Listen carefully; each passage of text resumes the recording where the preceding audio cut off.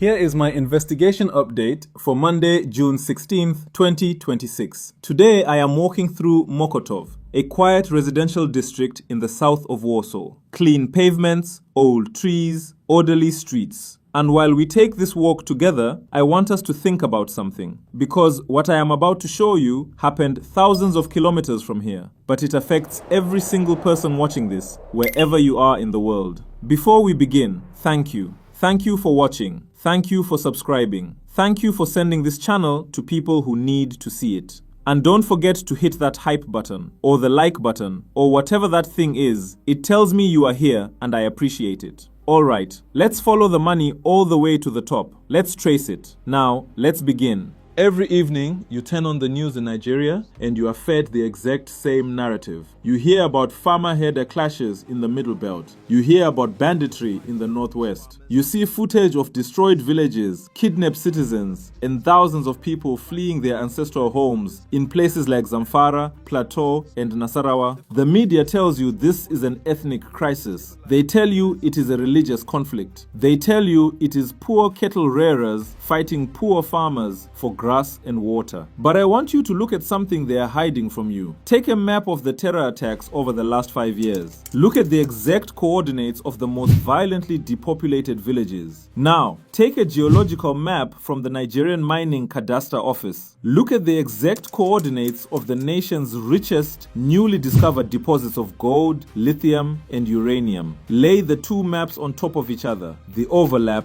is not a coincidence. It is an exact match. The violence is not random. The chaos is not religious. You are meant to look at the blood. You are not meant to look at the soil. Because while ordinary Nigerians are crying over the loss of life, a shadow network of billionaires, proxy politicians, and foreign extraction companies are moving into those exact abandoned lands to mine billions of dollars in solid minerals. They didn't want you to connect these dots because the terrorism you are watching is not a failure of security, it is a land clearance operation.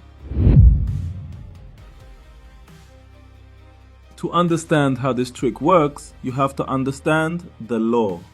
Look at the Nigerian Minerals and Mining Act of 2007, and specifically, look at the quiet administrative loopholes exploited between 2023 and 2026. By law, the federal government owns all the minerals under the earth. But the government issues exclusive prospecting licenses and mining leases to private companies. If you want to mine a specific area, you must get the consent of the local community living on that land before the Ministry of Solid Minerals can finalize your license. That is the law. But what happens if the community is gone? What happens if a violent, heavily armed militia burns down the village and forces the farmers into internally displaced persons camps? Suddenly, the land is designated as empty. The community consent clause is bypassed. The pattern begins to emerge. First comes the violence, then comes the displacement, then comes the corporate registration, then comes the heavy machinery. Look at the licenses issued in Zamfara's Anka and Bukuyum local government areas. Look at the lithium belts in Nasarawa. The entities holding these multi-million-dollar leases are not local communities. They are special purpose vehicles, SP verses, shell companies set up by high net worth individuals in Abuja and Lagos, routed immediately through offshore accounts in Mauritius and the British Virgin Islands. You don't need to buy the land if the owners run away.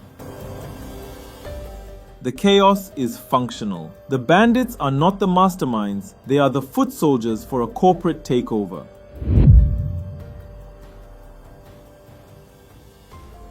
So, how do they actually do it?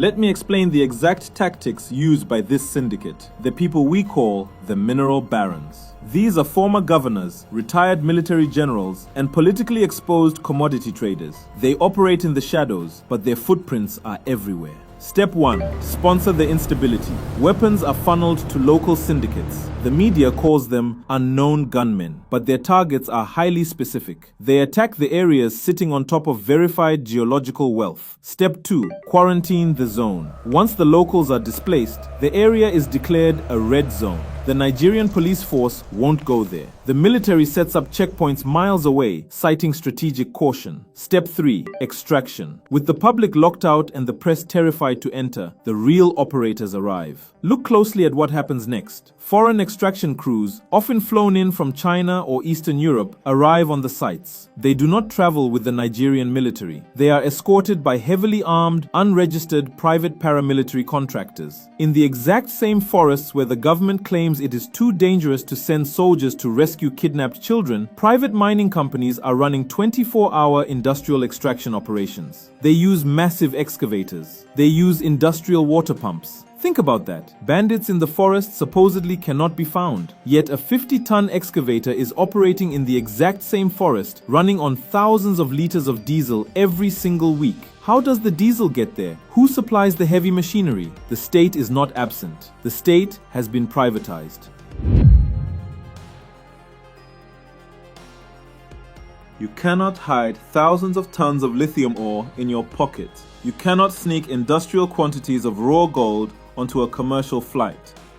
This requires a massive logistics network. It requires the active complicity of federal institutions. Let me show you how the system physically operates. Every day, heavy-duty trucks leave the Middle Belt. They are loaded with high-grade lithium ore. They must travel hundreds of kilometers down to the Apapa port in Lagos or the Onne port in Rivers State. They pass through customs. They bypass the Economic and Financial Crimes Commission, EFCC checkpoints. How? They use a tactic called misinvoicing. Look at the customs declarations. The trucks are not registered as carrying lithium, which is worth thousands of dollars per ton. The paperwork declares the cargo as raw earth, zinc, or even gravel. The customs officers at the ports stamp the documents. No chemical testing is done. The port authorities wave them through. For the gold in the northwest, the tactic is different. They don't use trucks, they use the sky. Look at the aviation records from regional airstrips in the north. Unregistered private jets land in broad daylight. There is no passenger manifest. VIP convoys drive directly onto the tarmac. The cargo, unrefined gold bars, is loaded onto the aircraft. Because the operators possess political clearance, the cargo is declared as diplomatic baggage or shielded by VIP protocols. The flight takes off. The destination is Dubai, in the United Arab Emirates. No alarms ring, no arrests are made. The exports were technically cleared. The wealth was successfully stolen. If you are finally seeing the connection between the violence in the news and the wealth under the ground, hit the like button right now. Subscribe to Historic Capital. The public was never supposed to know this. Let us follow the money out of the country.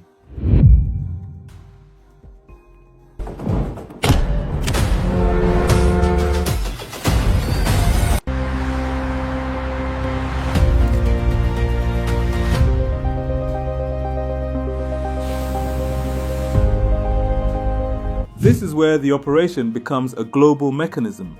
The gold arrives in Dubai. The lithium arrives in China. The foreign buyers do not care about the blood spilled to get the minerals. They only care about the paperwork. And because the mineral barons secured official licenses from the Mining Cadastre Office, the paperwork is legally clean. The minerals are sold on the global market for hundreds of millions of United States dollars. By Nigerian law, if you export a commodity from the country, the dollar proceeds must be repatriated through the Central Bank of Nigeria, CBN. Those dollars are supposed to enter the national reserves. But remember the trick we uncovered in Act 1? The registered owners of these mining leases are offshore special purpose vehicles. The money does not return to the CBN. The money is deposited into private accounts in Geneva, the Cayman Islands, and Dubai. The wealth of the nation is completely severed